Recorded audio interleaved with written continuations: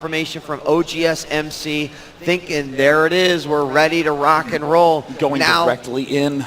Yeah, I mean, you know, based off of what we've seen here, MC, I have to feel like there is some mind games going on here. Like, absolutely. There are two games being played, one up in their heads and another one right there in our virtual world of Starcraft 2. One thing to note, both these players even responding very, very differently at the start of the game. When I've been asking at the start of every game, both players ready? It immediately responds ready. MC always waits 20 or 30 seconds to reply. Regardless, let's hear a cheer for the player who started off the day 2-0, now tied 2-2. If you would like him to come back for the win, give a cheer for EGIdra!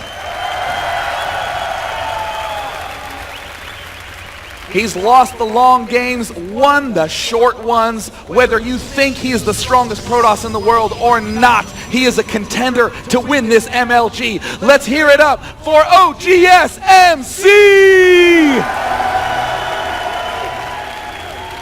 Now, in consideration for some of the things that are capable on this map, you know, we do have that supply depot, the neutral supply depot down at the bottom of the ramp, so not necessarily any case for Wallens. And of course, I don't normally go, I wonder how MC is going to cheese this game, but in that mental game, there might be some advantages to MC to continue to do this really ultra hyper aggressive style against Idra to ultimately try to throw him off over and over again. We do have now this gateway going down at the front. The spawning pool will go down first, and he wants to be ready for whatever MC might throw his way.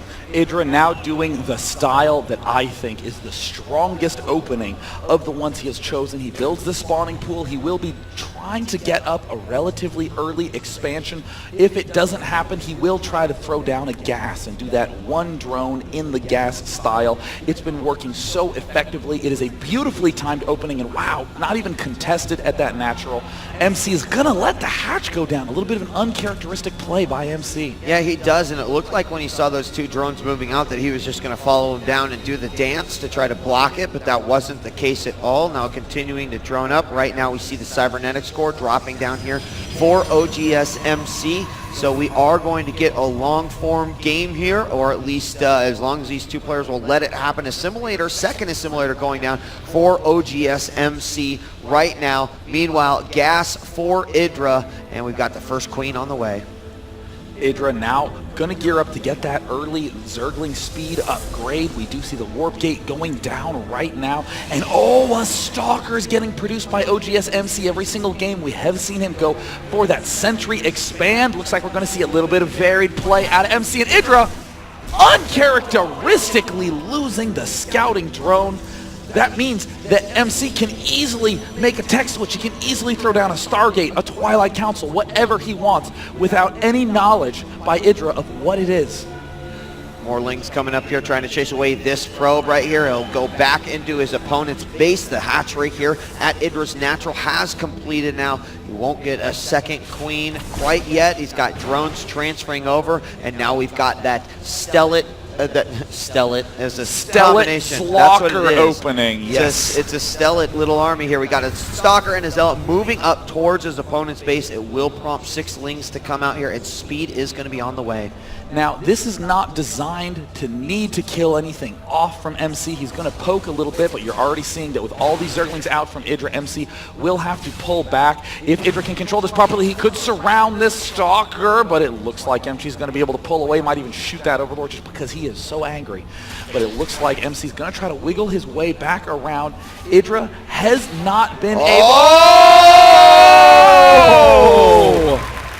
Idra has not been able to get the amount of drones that he wants, and again he's getting a very fast Roach Warren. That traditionally is an excellent way to try to bust open the Protoss early on. The only way that this won't work is if that Stargate does pop up. Yeah, and he's got the Nexus going down. He's going to make a nice little block here with the pylon and 2 more gateways, a few more sentries now added, and there is the warp gate research finishing up now for oGsMC. Speed is almost done, and we are immediately see a few roaches coming out right now, and we've got a few lings just waiting back home at base. Over on the other side, there is only 1 drone on gas right now, so he is going to go for 7 stalkers. Do we see any indication? Yes, we do. I really do like this opening from EGIdra. This is where he's going to go for the same Roach Zergling push we've seen a lot of players do, but by only having 1 drone in the gas, it allows him to transition back into somewhat of a normal play, but he absolutely desperately needs to begin replenishing drones. We're seeing more Zealots, more sentries come out. Will that Stargate get up in time? It is going to be very, very thin. We see the Roaches starting to encroach forward. We see 12 Zerglings rallied to the front. EGIdra is going for a massive attack. Yes, he is. And right now there's a huge hole here for oGsMC. He could choose to completely ignore the expansion and go right into the main. Oh, and he's going to go for the expansion. I don't think he realizes that there is going to be a big hole there. The first pylon is going to get targeted down. No problem there by the Roaches. He doesn't know that this Void Ray is about to pop. He's going to go for this second pylon there, and it will go down as well. And out comes the Void Ray. Now, if the realize that they can make their way in, both of those gateways are going to go down, and now the Void Ray going to be firing away. Amazing force field by oGsMC, but he has only 1 gateway power, trying to get a second pylon up.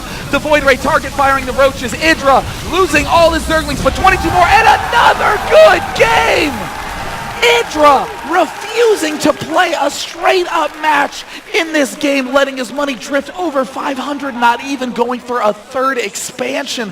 I don't know what has happened to EGIdra's mental game, but he seems to have gone into this series having given up. Yeah, I really don't know what to say. I mean, only EGIdra knows what's going on inside his head, and I think one of the biggest mistakes that happened there was he didn't see that there was that whole opportunity. I mean, granted, the force fields were there, but there was a moment of opportunity before that first Void Ray came out where maybe he could have slipped in quite a few units into his main. That could have changed everything. He ended up going above MC's expansion, and just kind of a direct attack. What is the next map going to be, The next map is going to be Icy Cup Test Bug. No matter what, this means that the final match must occur on Shattered Temple, the only map that these 2 players have not seen a game against. And it's kind of interesting to notice the outcome of the series based upon EGIdra's approach attitude. We saw at the start of the tournament, he thought that he was going to get demolished by oGsMC. He said to many people that he wasn't expecting to win, that he was just going into it with a relaxed attitude, and played brilliantly. But you saw him step out on stage, say he was going to 2-0, and we've seen 3 all-ins in a row not work out. Yeah, not working out, and unfortunately letting OC climb 1 rung of the ladder at a time. He's only got 1 more that he is reaching for, and for EGIdra,